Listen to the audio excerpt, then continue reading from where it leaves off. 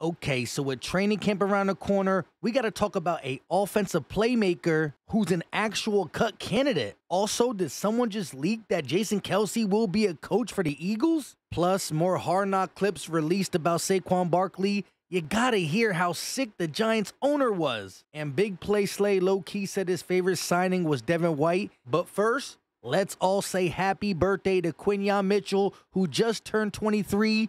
Go ball out at camp. What is going on, everybody? I go by Philly Mike, and this is the Philly Talk Podcast. Do your boy a favor and hit that like button. Subscribe to the channel if you're new, and turn on that notification bell so you don't miss the videos. So as we get closer to training camp, the NFL releases more and more episodes of Hard Knocks, and we get to sit back and laugh at the Giants organization and fans on what really happened with Saquon. On the very last episode, Giants owner had this to say: "I'll have a tough time sleeping if Saquon goes to Philadelphia. He's the most popular player we have by far. And trust me, he's not just worried about the popularity. On previous episodes, they went over the numbers, how Daniel Jones is with and without Saquon Barkley, how the Giants in totality are with and without Saquon Barkley. He gives them the only chance to win football games." When the news finally broke that Saquon is signing a 3-year deal with the Philadelphia Eagles,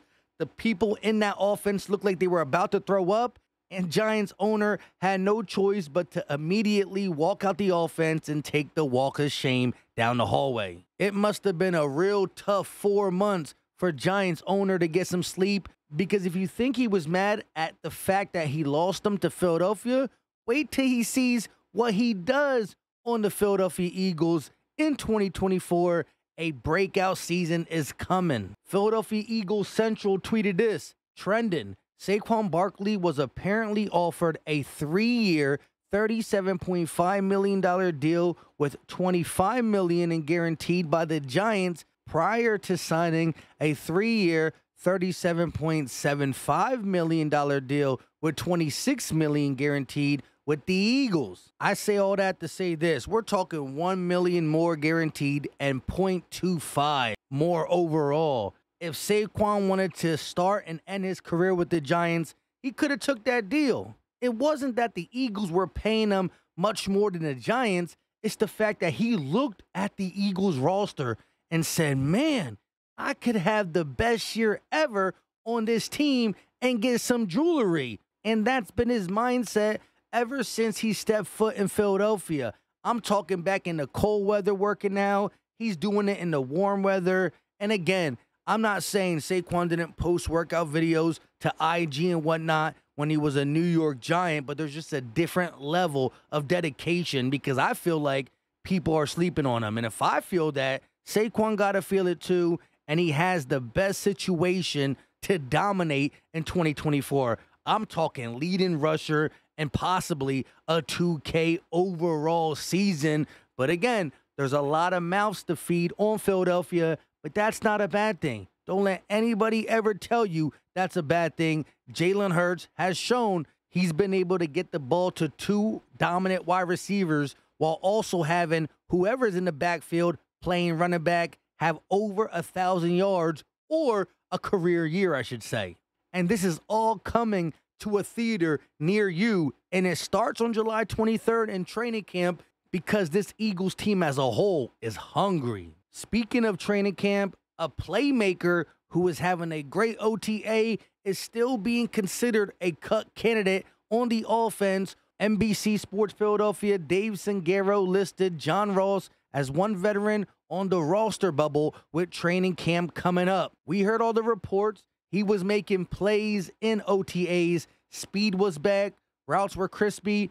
But depending on what we see from Paris Campbell and the 2 rookies, Anaya Smith and Johnny Wilson, John Ross still is the most likely candidate to get cut. Now, if the comeback story is real and he is even better than he left the NFL, he might just find himself on the roster, not getting much PT, but an insurance policy in case somebody goes down, whether it's the 3rd or 4th or 5th guy. Britton Covey could end up staying on the roster as the punt returner, but also garner a wide receiver slot. That's why a lot of Eagle Nation says if you can't do 2 jobs, you might not be able to make the roster, although he made the Pro Bowl for his punt returns. We'll see how that all plays out. However, John Ross could be a possible cut candidate. We're going to see what happens in a couple of days. As for somebody who's not on the roster, but Eagle Nation would love him to be on the roster or at least a coach,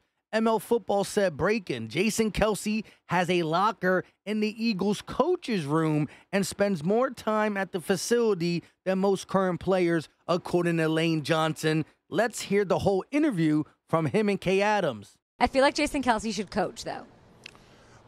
Most definitely. He was in the building maybe more than a lot of the players this offseason. Hold on. Jason Kelce retires, and you're telling me he was in the building more than you? Yeah. What? Doing what? He was in there lifting. He would be stretching. He would be talking. I think he was just kind of seeking advice from people and opinions kind of about his future. But he was in the building a lot. How hard is it going to be for him? It's going to be tough, but I think he'll be in the building at least once or twice a week. Selleck's kind of already doing that. Connor's in the building, so I expect him to be in the building. Does Kelce still have does he have real estate in the building where he can put his stuff down?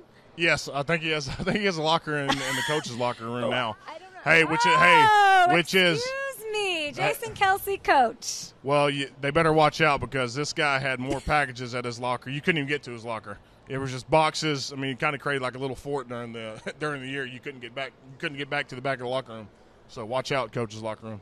Again, we all know that Jason Kelce signed a deal to be a broadcaster, and he will be at the link week 2 for the Eagles season opener versus Kirk Cousins and the Falcons to broadcast or at least do the pregame, halftime show, and postgame show for that game, and we better get the dub. However, what if throughout this season he realizes broadcasting ain't really for him, at least not right now, and he would like to be a coach for the Philadelphia Eagles? Because remember, Lane told Kay Adams that he was also seeking advice from some of his guys in that locker room, and what if the advice was to be a coach? We would love you to be a coach. It's funny, he got a locker in the coach's room. I'm just telling you, pay attention to Jason Kelce's future with the Eagles because I do think big things are to happen. Moving on to one of the highest ranked Eagles as it pertains to the ESPN Coaches Scouts survey. The Swoop Scoops tweeted, #Eagles A.J. Brown ranked second wide receiver in the NFL. And of course, last year, he wasn't the second graded wide receiver as it pertains to yards. But when ESPN surveyed the coaches and the scouts, they picked A.J. Brown as the second best wide receiver they would want in the NFL. So when you look at the combination of Saquon Barkley and A.J. Brown alone, not even talking about the offensive line, Devontae Smith, Dallas Goedert, and Jalen Hurts, it's just a scary situation if you're a defensive coordinator or a defensive player in the NFL. Wait and see. Continuing on with a different position, right tackle and left tackle combined, top 10 via ESPN. They got Lane Johnson at number 5. But there's something in here that has me upset. Highest ranking, number 3. I ain't mad at that. Let's skip the highlighted part because that's what has me upset. Last year's ranking, number 4. Okay, he bumped back the spot. It is what it is. Remember, this is top 10 rankings, and he got number 5. Okay, now let's look at the highlighted part. His lowest ranking by a coach or scout was unranked. That means there were at least one coach or scout that decided to say Lane Johnson is not even in the top 10, which is absolutely ridiculous. The dude must be a coach or a scout for the Dallas Cowboys. Simple and plain. Lastly, Word on the Bird tweeted yesterday what Slay said about Devin White on the last podcast he was on. He's very athletic, faster than you would think, big guy too, he can cover. So man, I was excited about that signing. Remember, in my video I did on Monday, we talked about Bleacher Report saying that Devin White is one of the Eagles that won't live up to the hype. Trust me, I believe he's not going to just live up to the Eagle fans' hype. He's going to exceed it and get himself a long-term contract. He's only 26 years old, and I'm not going to act like he didn't have a bad year last year.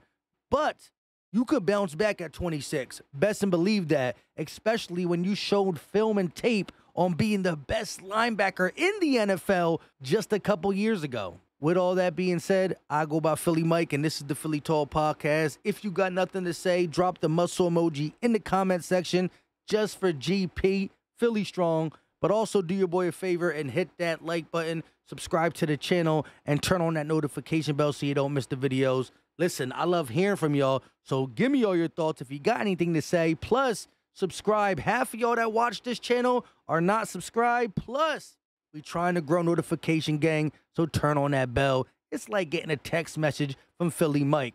We out.